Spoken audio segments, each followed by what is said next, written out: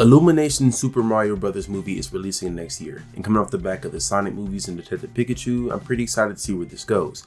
I won't lie, a Mario movie being made by the Minion Man didn't sound promising, but my low expectations actually worked out, because I think it looks pretty good.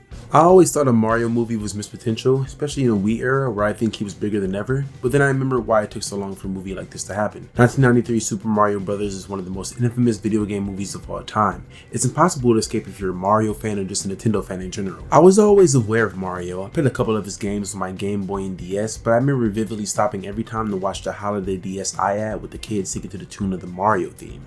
And that very Christmas, I was gifted a Mario 25th Anniversary Red Nintendo Wii with the new Super Mario Bros. Wii, and that's when I became a fan. I would browse the Mario wiki for hours looking at just random facts and talk about games on online forums, and then I remember coming across the existence of this film. Videos like these weren't really popular yet on YouTube, or at least not to my eyes, so word of mouth is what I went off of. This movie was apparently one of the worst movies of all time. Everybody remembers where they were when they saw how the Goombas looked. So naturally, at the ripe age of 10, I went on some very shady sites, looked for the movie, and pressed play. And I only got 10 minutes in before seeing a bald Mario, Luigi without a mustache, and knowing the film didn't include Peach, kept Bowser as a human, and had a strange fascination with his prehistoric lore before I wrote it off as garbage. So over the next 11 or so years, I stayed away from this movie, taking the small amount of footage I saw and letting it rest in the back of my head as I played my Mario games. Since then, I'm taking a bigger interest in film, as you can probably tell. It mostly kept my interest in video games pretty low whenever I could find the time. So whenever the two crossed over, it was pretty fun. I feel like 10-year-old me would be pretty ecstatic about the new Mario movie, but I couldn't help but to finish what he started and watch that movie from 1993. I was expecting to hate this, trust me, but after watching it, it's not that bad.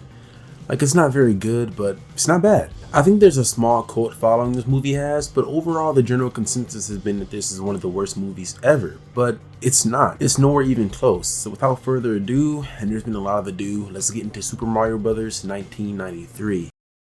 This is the first shot of the movie.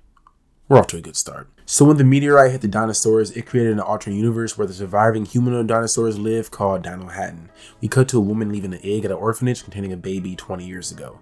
Well, 20 years ago for 1993. Then we see her run into the sewers before dying. So then we cut to 20 years later in 1993 where we meet Mario and Luigi. This is about where I stopped watching because of Mario and Luigi's big age difference and Luigi not having a mustache. But it turns out as an adult, I really like this part. Like a lot more than a lot of the movie. First off, let me start by saying that I really love this casting. Bob Hoskins is the more street smart, responsible Mario who's a lot older, and John Leguizamo is the more oblivious, curious younger brother. Which honestly seems to not be too far from the brothers' characterization back in the day with things like the Super Mario Bros. Super Show. Just a lot more drastic. They even wear each other's colors the entire movie, which is a cute touch. The brothers are struggling plumbers from Brooklyn who constantly get their jobs taken from the evil, more corporate Scapelli, whose construction is being interfered with by a group of NYU students looking for dinosaur bones, including a woman named Daisy. This is the final straw for me as a kid, but now it kind of works. Daisy goes to make a phone call to NYU and meets Luigi, who's checking for jobs, and the two hit it off. Luigi's very smitten by her, and Mario helps him ask her out to dinner. This is a really sweet character moment. I really like the brothers in this movie. All three of these characters are actually the highlights of the movie. Meanwhile, there's been a group of missing girls from Brooklyn turning up, and we meet two goons, Iggy and Spike, that's been watching Daisy from afar. They try to kidnap her in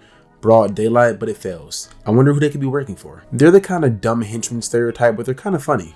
0 for 5, 0 for 5. What percent is that? I don't know. Let me think.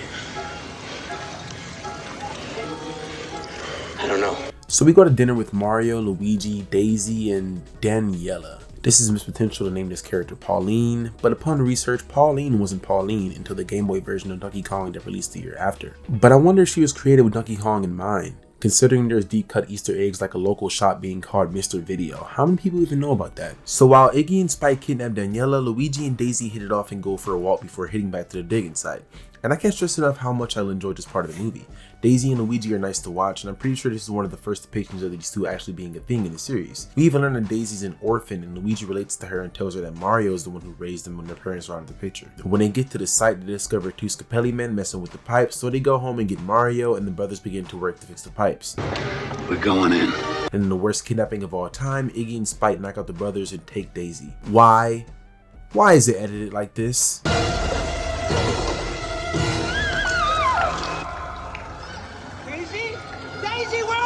Mario and Luigi wake up like a split second later and follow the goons into the portal, which takes them to Dinohattan, and this is where the movie, while it doesn't get drastically worse, definitely gets not as good for me.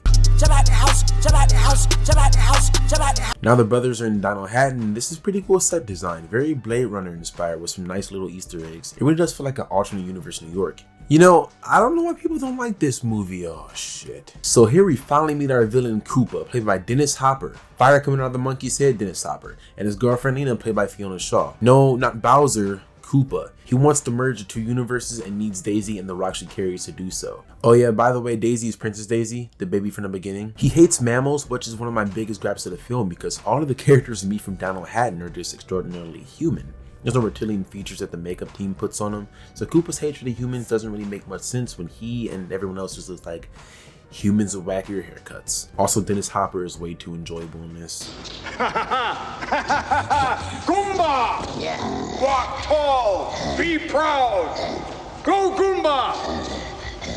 Join the Goombas! An old lady robs the brothers, this random lady beats her up and takes Daisy's rock and leaves. Then we meet Toad. And all this happens in a Wait, Toad? Look at how they massacred my boy! We meet Toad, three of them get arrested, Daisy's reunited with Daniela and the missing Brooklyn girls, and Koopa meets the brothers. This whole weird thing where Koopa pretends to be their lawyer, only for him to attack Luigi like a minute later. Why did they do this? Just have him be Koopa from the get-go. Anyways, Koopa shows them a machine that can make people more primitive or smarter, then Toad fucking dies. We get an extremely rushed action scene. Mario and Luigi put Koopa in a machine for like a split second, and also where the hell did this sludge come from? Who shitted on themselves? Mario and Luigi go on a pretty fun chase scene. Iggy and Spike get put in the machine and become smarter, and they're no longer funny. And then Dennis Hopper. Do you know what I love about mud?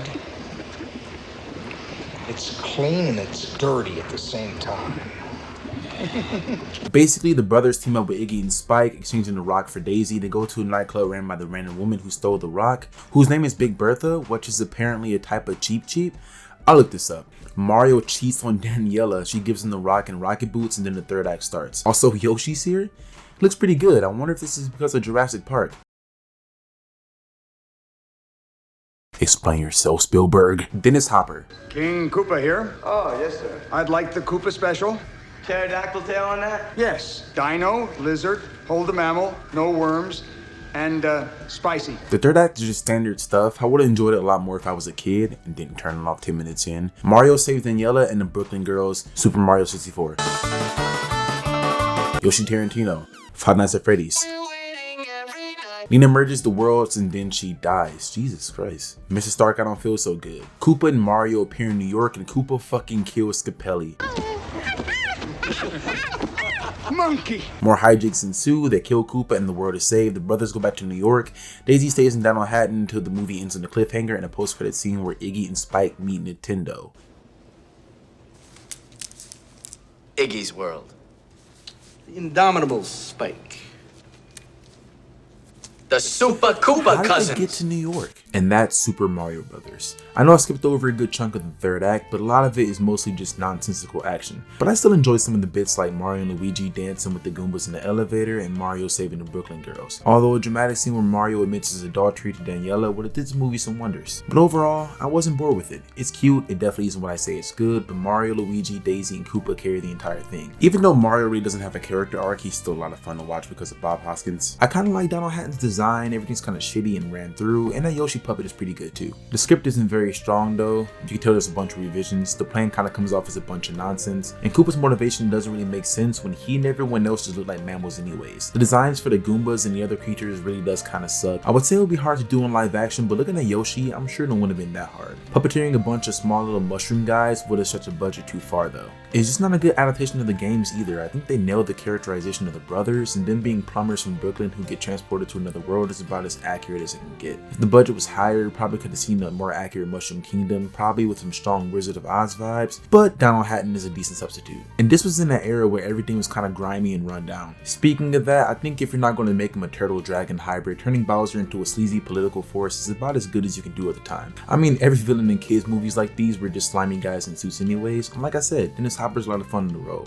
Monkey! I can definitely see how this movie is hated. I mean, at the time, seeing this movie while Mario is peaking and nowhere near stopping, especially when Super Mario 64 wasn't even out yet, it would let you down. It doesn't really capture that feeling of the games, it kind of takes what you know and drops them in a 90s kids movie script. But honestly, keeping that reputation all these years later, I think that it deserves its recent cult following. There's definitely fun to be had with the film if you can get past the drastic changes from the games. Plus, it's just different. They never make this movie nowadays. It's a little too dark and too gritty for Nintendo to ever get your hands on it. Mario literally commits adultery. There was also the troubled production, insane script changes, and on-set beef with the actors and directors. I'm surprised the movie isn't even more of a train wreck. But for what it is, I enjoy my time with Super Mario Bros. And seeing this new version where the only inaccuracy is Mario sounding like this. Mushroom Kingdom, here we come! It just reminds me of this new era of adaptation where fans pick apart everything that doesn't replicate the source material. But I think deviations from the source can be, well, infuriating if you're a fan, but interesting if you look at it as its own thing. The small following even spawned a sequel comic that would have had the bros take on King Wart from Super Mario Bros. 2. It was stopped in 2015, but goes to show how there's still an audience for this film. They even had one of the writers of the movie discuss ideas of the originally planned sequel for inspiration. So while this film has a legacy,